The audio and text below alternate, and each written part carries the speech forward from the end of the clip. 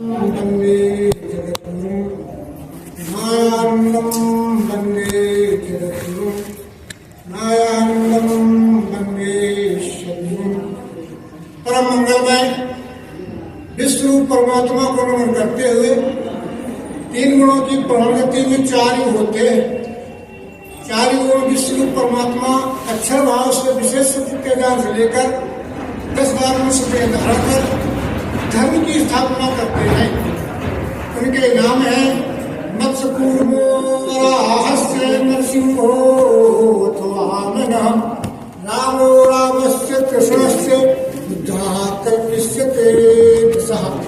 चतुर्युग दशोतार मालिका में के सत्युग प्रवर्तक धर्म संस्थापक नवमूर्त अवतार नारायण भगवान श्री मायानंद चेतन द्वारा संस्थापित केंद्रीय अध्यात्म विज्ञान शाला ओंकारेश्वर मानधाता खंडवा मध्य प्रदेश के तत्वाधान में भगवान श्री मायानंद चेतन जी की तपोभूमि महाकाल दिव्य दृष्टि श्रवण देव के आविष्कार का पूर्ण पावन क्षेत्र नर्मदा माई के उत्तम स्थान अमरकंटक जिला अनूपपुर मध्य प्रदेश में उपस्थित परम पूज्य श्रद्धेय स्वामी जी, वरिष्ठ आचार्यगण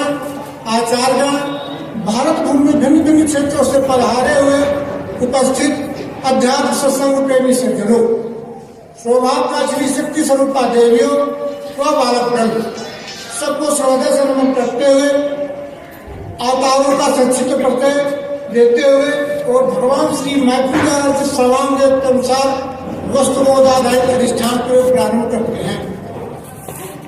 अवतारों के बारे में स्पष्ट कर दिया गया कि चार युगों में 10 अवतार होते हैं और अवतारों की उत्क्रांति होती है, अवतार गुणों के होते हैं। नवबुद्ध अवतार नारायण भगवान श्री मैथिलिया जो काल क्षेत्र है उनका अवतार हुआ तो पूर्ण अवतार में हुआ। क्यों हुआ? क्योंकि दिव्य दृष्टि की विचार अवस्था होती है कि तक दिव्य दृष्टि कारण दृष्टि कर रही।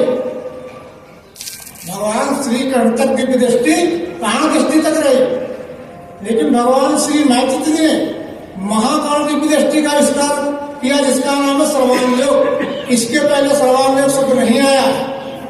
जो सर्वांग शब्द भगवान ने क्यों लिया है? क्योंकि आज दिव्य दृष्टि की उत्क्रांति पूर्ण होती है, अवतार उत्क्रांति पूर्ण होती है।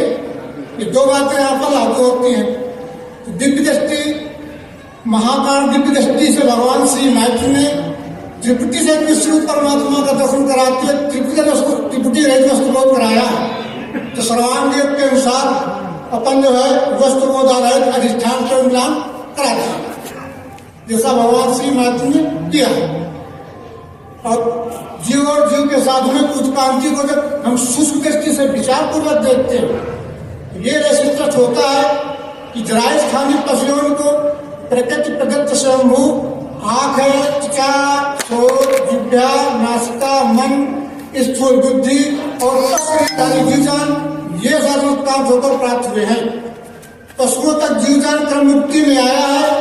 पशुओं को पूर्ण साधन उत्क्रांत न होने के कारण तत्शरीरधारी जीवजान को स्वरूप का बोध, विष्णु परमात्मा का दर्शन और वस्तुमाकार पर ब्रह्म बोध होने की कल्पना ही नहीं होती है। जरायुस्थानी श्रेष्ठ क्रम मुक्ति में आया हुआ विष्णु परमात्मा का अंतिम फल मनुष्यों को प्रकृति प्रदत्त स्वयं पूर्ण साधन उत्क्रांत होकर प्राप्त हुए हैं। उन साधनों के नाम है आँख है, त्वचा, स्रोत, जिह्वा, नासिका, मन, बुद्धि, चित्त, अंतःकरण और मनुष्य शरीरधारी जीवजान। इन पूर्ण साधनों से मनुष्य शरीरधारी जीवजान को तत्व शरीर के द्वारा विष्णु परमात्मा का दर्शन वस्तुमाकार पर ब्रह्म का बोध होता है। अवतार क्रांति में पूर्णकांत आदि नारायण के विपरीत उत्क्रांत रूप साक्षात पर ब्रह्म स्वरूप अवतारों के सदगुरु साक्षी प्रकाशक 17 कलावान बुद्ध अवतार नारायण भगवान श्री मायानंद जी के द्वारा कल्प के आज में महाकाल दिव्य दृष्टि सर्वांग का स्मरण हुआ या आविष्कार हुआ।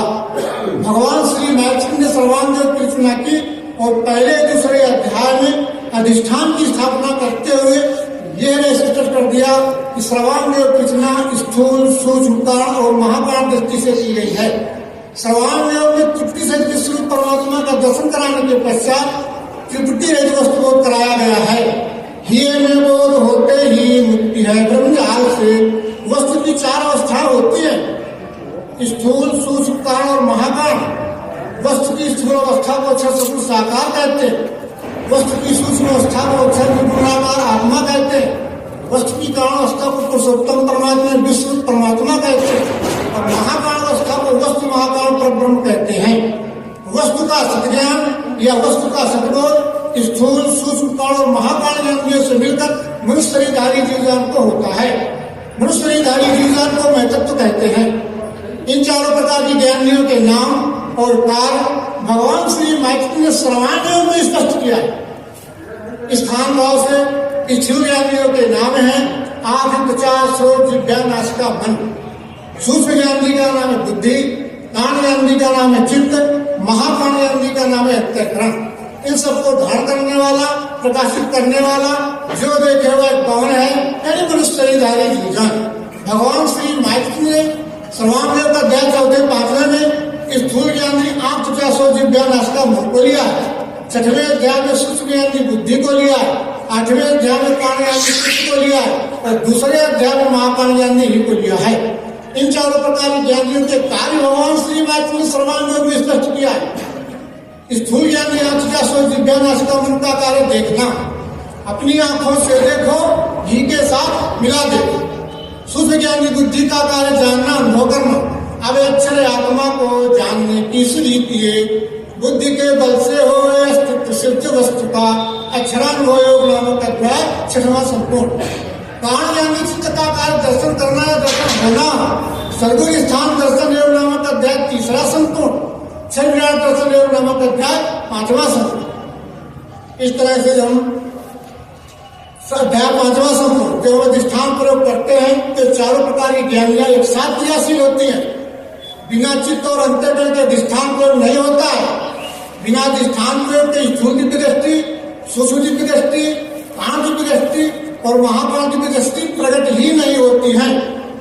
जब वस्तु की स्थूल अवस्था का अधिष्ठान प्रयोग प्रारंभ करते हैं तो प्रधानता स्थूल यानी आंख, त्वचा, श्रोत्र, जिह्वा, नासिका, मन की रहती है। सहयोगी सूक्ष्म कारण और महाकारण ज्ञानियां रहती हैं। जब वस्तु की स्थूल अवस्था क्षण का अधिष्ठान प्रयोग समाप्त होता है तो स्थूल ज्ञानियों का काम भी समाप्त हो जाता है। जब वस्तु की सूक्ष्म अवस्था का अधिष्ठान अक्षरात्मा का प्रयोग करते हैं तो प्रधानता सूक्ष्म ज्ञान की बुद्धि की रहती है। सहयोगी कारण और महाकारण ज्ञानियां रहती है। जब वस्तु की सूक्ष्म अवस्था अक्षरात्मा का अधिष्ठान प्रयोग समाप्त होता है तो सूक्ष्म ज्ञान की बुद्धि का विकार समाप्त हो जाता है। जो वस्तु की कारावस्था पुरुषोत्तम परमात्मा विश्व परमात्मा का अधिष्ठान प्रयोग प्रारंभ करते हैं तो प्रधानता कारण ज्ञानी चित्त की रहती है।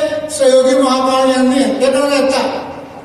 जब वस्तु की कारावस्था पुरुषोत्तम परमात्मा का अधिष्ठान प्रयोग समाप्त होता है तो कारण ज्ञानी चित्त का विकार समाप्त हो जाता है। जब वस्तु महाकारण परब्रह्म का अधिष्ठान प्रयोग करते हैं तो महाकारण ज्ञानी अंतःकरण से मनुष्य अधिष्ठान प्रयोग जब वस्तु महाकारण परब्रह्म का अधिष्ठान प्रयोग प्रारंभ करते हैं तो महाकारण यानी अंतःकरण से वस्तु महाकारण परब्रह्म का बोध होते ही मनुष्य शरीरधारी जीवजान को समाधान निश्चय बोध हो जाता है। ये अधिष्ठान प्रयोग चारों प्रकार के ज्ञानियों के कार्य ये हमें यहाँ ध्यान रखना है। ये अधिष्ठान प्रयोग करते समय चारों प्रकार के ज्ञानियों के कार्य है ये हमें यहाँ ध्यान रखना है।